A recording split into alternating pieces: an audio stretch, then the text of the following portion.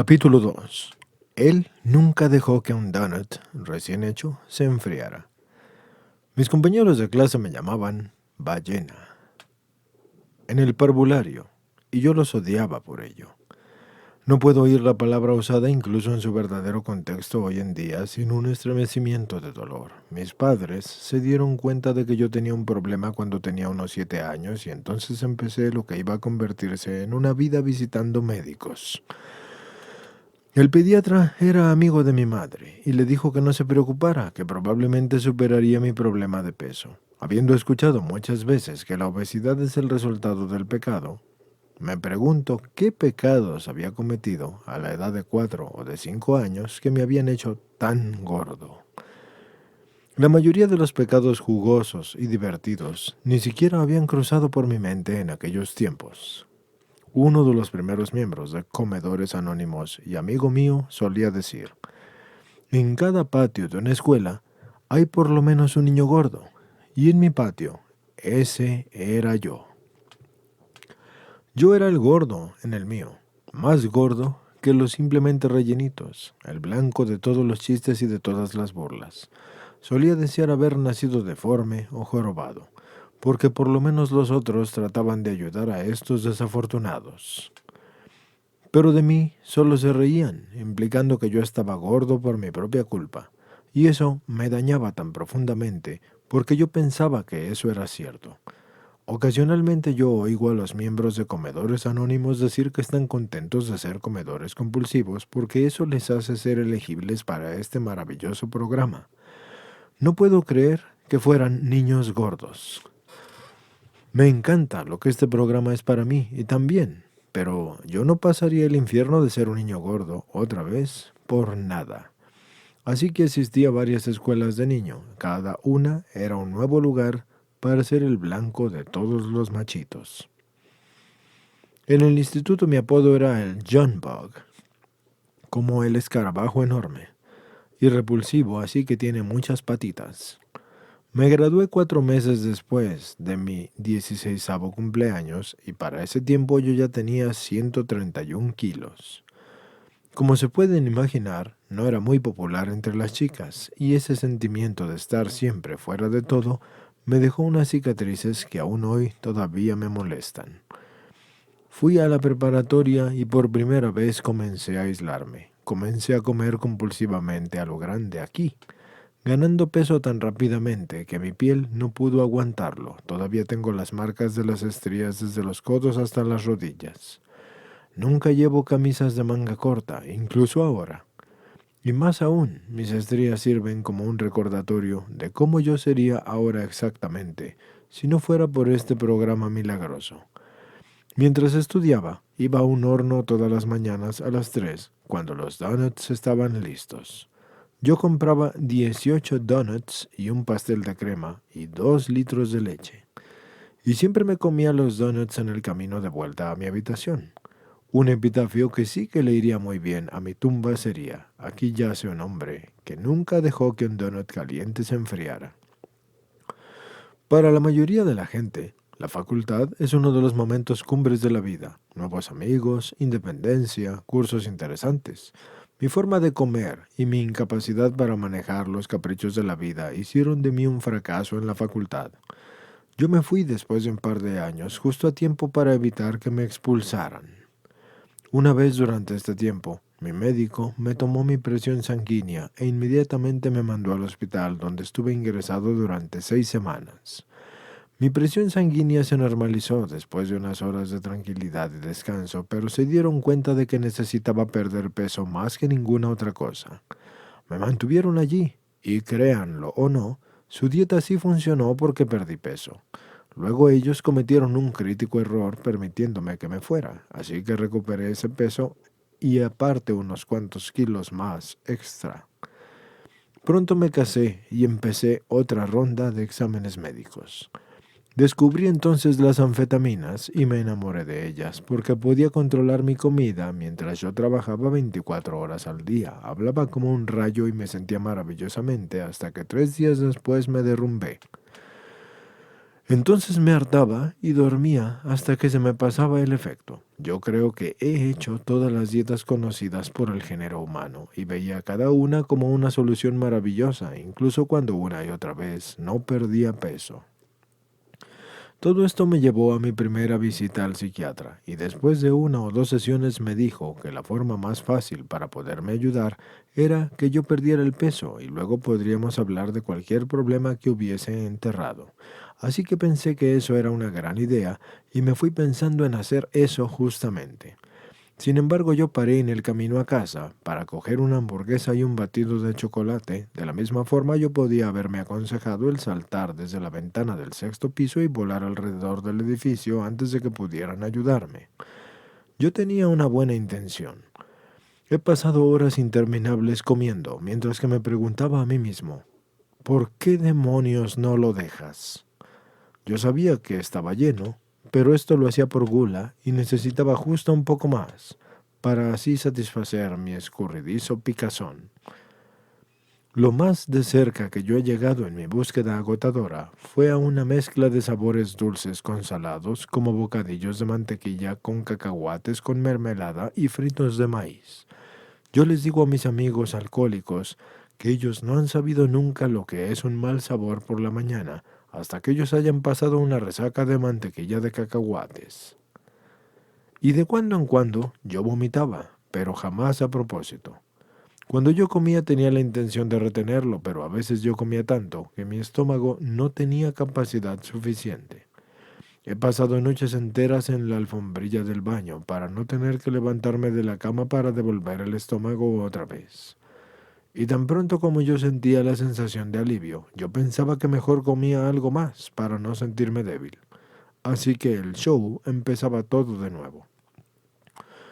Pedirle a un comedor compulsivo como yo que hiciera una dieta es como ofrecerle a alguien $10 para que no piense en la palabra hipopótamo. Así que en los siguientes 5 minutos, cuanto más lo intento, más imposible se me hace.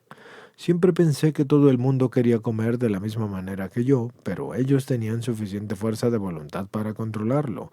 Así que mi problema era, tal como yo lo veía, falta de fuerza de voluntad. Así que me preguntaba por qué parecía tener la suficiente fuerza de voluntad para solucionar cosas difíciles y sin embargo yo no podía controlar mi forma de comer.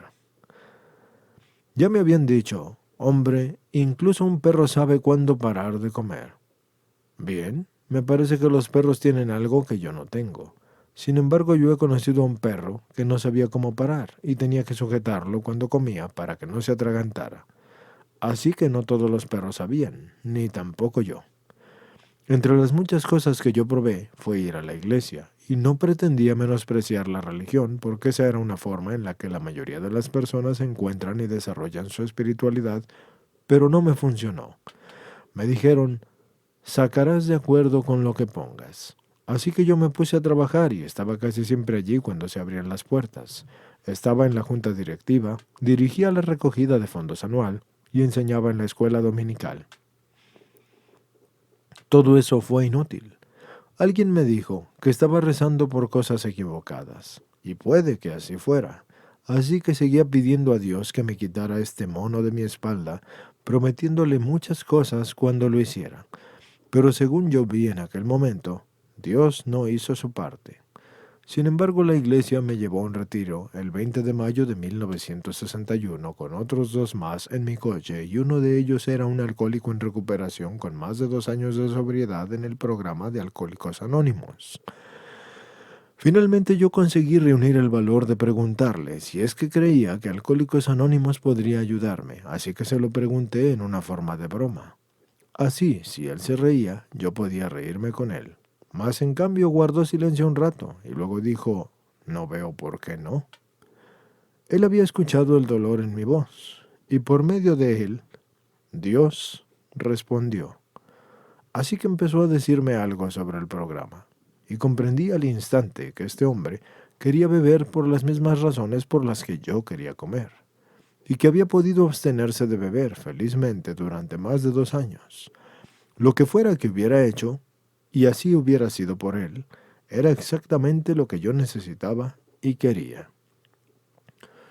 Nos detuvimos en mi horno alemán preferido en el camino a casa y compré mi bolsa habitual de cosas buenas. Hablamos durante todo el camino a casa y esa noche mi amigo me dio mi primera chapa, con la sencilla instrucción de que yo tenía que echarla donde no pudiera encontrarla de nuevo antes de romper mi dieta. Hasta hoy llevo una chapa en mi bolsillo.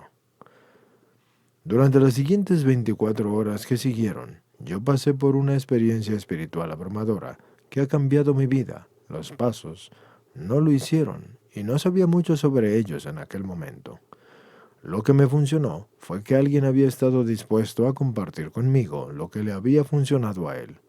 ¿Recuerdan la bolsa de cosas buenas del horno alemán?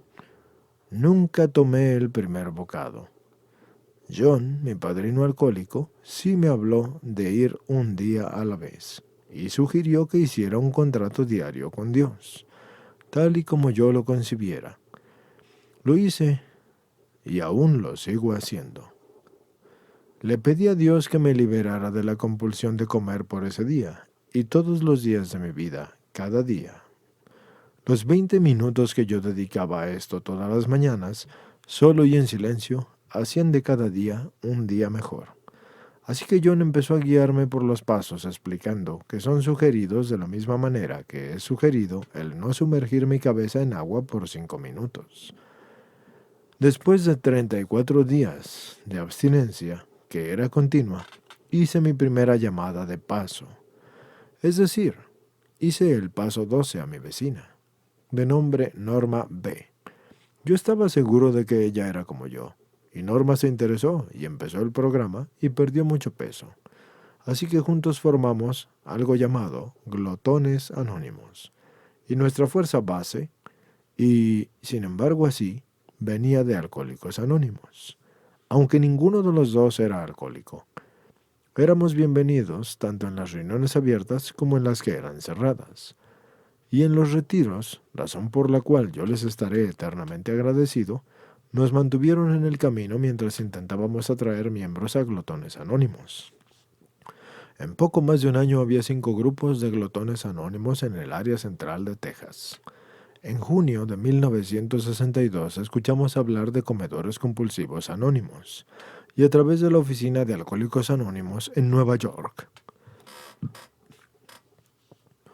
Un domingo por la noche, en nuestra reunión regular de Glotones Anónimos, yo llamé a Roseanne, y ella fue amable y dejó claro que ellos estaban haciendo lo mismo que nosotros, usando los 12 pasos para recuperarse del comer compulsivamente.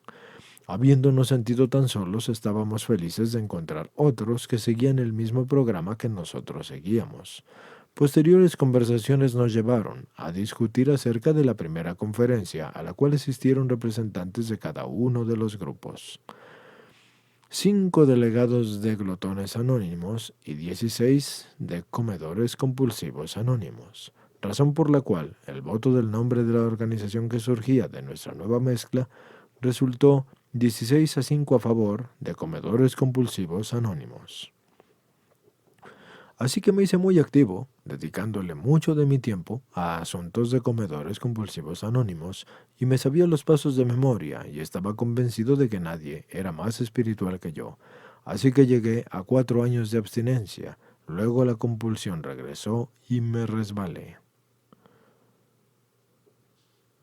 Renuncié a mis puestos de Comedores Compulsivos Anónimos y empecé a intentar regresar al programa. Estaba seguro de que sería fácil, ya que era tan espiritual. Pues no. Luego decidí que la razón por la que Dios me había abandonado era que mi vida no estaba lo suficientemente limpia. Y eso entre comillas. Así que me dediqué a limpiarla para conseguir de nuevo su bendición, o así lo pensaba yo, y eso no funcionó, y de hecho yo era aún más miserable debido a mi fracaso en el hecho de ser perfecto. Mi peso estaba creciendo rápidamente, y una vez durante ese periodo pude llegar a estar abstinente por 85 días, pero usando el término de Alcohólicos Anónimos, porque yo estaba más seco, pero así no estaba sobrio. Así que mi peso subió y bajó, y luego vino el acontecimiento final, en el cual yo gané más de 50 kilos. Continué yendo a las reuniones por 4 años y en marzo de 1968 decidí que esto no me iba a funcionar y que debía de rendirme. Guardé todo mi material de comedores compulsivos anónimos en una caja, la sellé y la guardé. Así como solía decir un viejo amigo del programa, cargaba 100 libras, es decir, 45 kilos extra durante todo el día e incluso dormía con ellas por la noche. No sé de cuánto fue mi peso tope, porque yo nunca tuve una balanza que superara los 150 kilos. Pero sí sé que los sobrepasé, así que intenté de nuevo las dietas fugaces y las nuevas pastillas adelgazantes, y regresé a la terapia, la cual duraría 20 años. Esta última sí me ayudó en algunos aspectos, pero no hizo nada por mi peso. Repetidamente yo le preguntaba a mi psiquiatra, ¿cuánto tiempo crees que pasará antes de que empiece a perder peso? Él miraba mi historia, pensaba un momento y me decía, yo creo que unos 6 meses. En 20 años, hay 40 periodos de 6 meses. Lo que mi psiquiatra me dijo nunca sucedió. Varias cosas de este programa se quedaron conmigo, y lo mejor es que nunca perdí mi entendimiento de un poder superior. Yo sabía que estaba allí, solo que fuera de mi alcance. Lo peor es que había disfrutado de ser una persona de tamaño normal por casi 4 años y era especialmente difícil en este punto regresar a ser un hombre gordo. En el otoño de 1985 contesté el teléfono de la casa una tarde y se me presentó un hombre como miembro de Comedores Compulsivos Anónimos, así que yo fui educado pero no cordial. Él me dijo que acababa de regresar de California, donde asistía a las reuniones de Comedores Compulsivos Anónimos, y que Rosanne le había pedido que intentara localizarme en Texas, y él era de Dallas. Ella le dijo que estaba escribiendo la historia de Comedores Compulsivos Anónimos y que necesitaba información de mi parte. Así que yo le dije que la llamaría, y así lo hice un par de días más tarde. Rosanne y yo siempre habíamos sido amigos y la conversación fue agradable, así que ofrecí enviarle algunos de mis viejos archivos y le deseé suerte, colgué el teléfono e intenté olvidarlo todo. Estaba yo en un nuevo atracón y era incapaz de encontrar nada que satisfaciera mi hambre, aunque fuera por solamente un rato. Escuché que un programa de radio mencionaba un centro en la bella ciudad montañosa de San Antonio en la cual se llevaban a cabo retiros silenciosos. Yo añoraba el silencio que había probado en los retiros de Alcohólicos Anónimos. Unos días después contacté con el centro de retiros y estaban dispuestos a llevar a cabo un retiro para un grupo pequeño, no importaba cuán pequeño. Pensé que si yo podría convencer a mi antiguo padrino, que ahora era un bebedor en activo, y al padre episcopal que había promovido mi despertar espiritual en mis días de abstinencia a que me acompañaran, entonces yo iría al retiro, y por supuesto que no había sabido nada de ellos en años, así que estaba seguro de no poderlos localizar o de que no pudieran ir.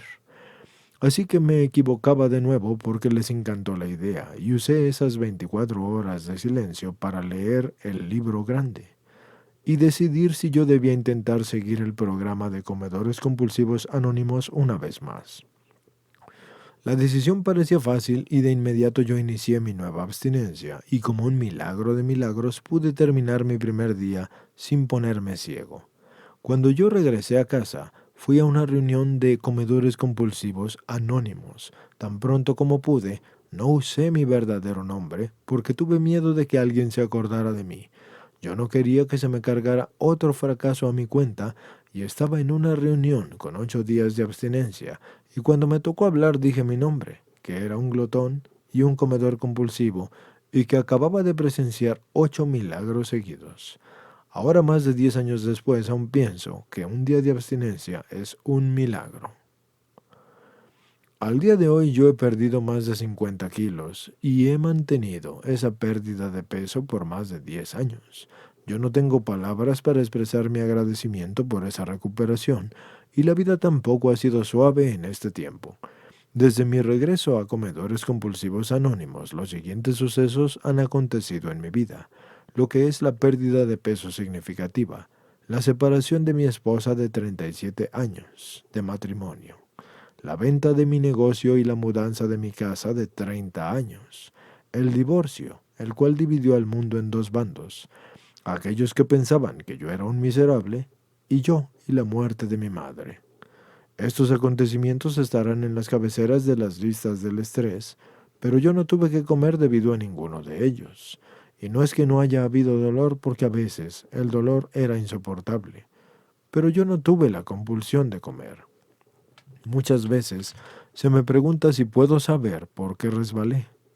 Sí, sí puedo. Fue porque yo no utilicé la última frase del paso 12: practicar estos principios en todos nuestros actos. Fue relativamente fácil trabajar el programa con la comida porque yo odiaba cada aspecto de él y dejó de ser divertido hace mucho tiempo. Pero en lo que respecta a la lujuria y a la grandiosidad, los problemas eran más difíciles de identificar porque aún me proporcionaban placer. El programa no me funcionó porque no lo trabajé completamente, todas las frases de cada paso, en cada aspecto de mi vida. Yo he identificado el fondo, como ese punto donde uno se da cuenta que ninguna combinación de comida va a aliviar el picor de la compulsión, así que me dediqué mucho tiempo a buscarlo y nunca lo conseguí. He aprendido una nueva forma de identificar mis deseos compulsivos. Por ejemplo, el hambre se sacia fácilmente, mientras que la compulsión de comer es totalmente insaciable. Con la lujuria y la grandiosidad, me sirve aplicar los mismos principios. Trato de usar la prueba de la saciedad. En todas mis actividades estoy muy lejos de la perfección, y en esta área he progresado años luz de mi punto de partida. Estoy viviendo sensaciones nuevas en este segundo tour por el programa, y muchas veces he escuchado a la gente decir: esa salsa es tan deliciosa que yo no puedo comer sino un poco solamente. Yo siempre pensé que eso era lo más ridículo que yo hubiese escuchado porque no existía ninguna comida que me saciara. Pero ahora eso ha cambiado. Si me encuentro con una comida especialmente deliciosa, un bocado o dos son suficientes para saciar mi apetito. Incluso casi nunca me como todas las porciones diarias de comida, simplemente porque ya estoy lleno y no la quiero. Es posible que yo haya nacido con el mismo mecanismo de control que los demás tienen y que lo forcé, tanto así por tanto tiempo, que ya lo he atrofiado. Puede ser que después de varios años de abstinencia se están poniendo en funcionamiento de nuevo estos sistemas. Yo no entiendo el proceso, pero sí lo siento, y es maravilloso. Aún tengo días en los que no todo es brillante y alegre, y me esfuerzo con Dios, usualmente porque Él no me deja ver las cosas bien en grande para poder comprenderlo todo. Hace poco, en un día en el que estaba yo resentido con Él por esa razón, entré en el coche a la calzada de mi casa y abrí la puerta de mi garage con un mando a distancia. Y tan pronto como se abrió la puerta, vi a un grupo de 10 o 15 vacas que me estaban mirando. Ellas no notaron, y no tuve que bajarme del coche para abrir la puerta. Hasta ellas estaban al tanto de que yo no podría explicarles cómo es que esto funcionaba. Así que se me ocurrió que quizás así era también entre Dios y yo. Quizá está a mi alrededor y no hay necesidad de explicarlo. Las limitaciones del tiempo y el espacio hacen que me sea imposible ver y entender la magnitud de Dios. Así que expreso mi más sincera gratitud por ese programa de muchas maneras, y una de ellas es escribiendo esta historia para que tú, que estás leyendo, o en tu caso escuchando, puedas determinar si eres como yo era.